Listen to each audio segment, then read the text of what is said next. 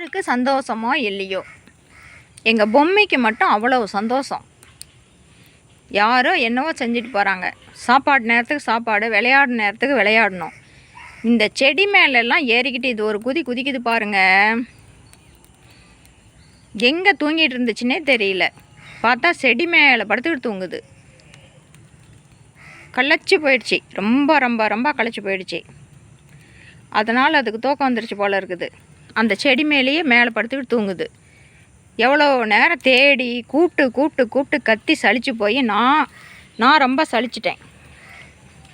பாருங்கள், சின்ன சின்ன பொருள்களை வச்சு விளையாடுறது ஒன்றும், இதை வளர்த்துறதெல்லாம் ஒரு செலவும் இல்லை. கொஞ்சமாக பால், கொஞ்சமாக சாப்பாடு, அவ்வளோதான்.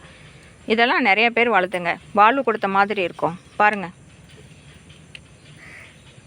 இந்த பைப்புக்குள்ளே இந்த பக்கம் நுழைஞ்சு அந்த பக்கம் வெளியில் வரும்.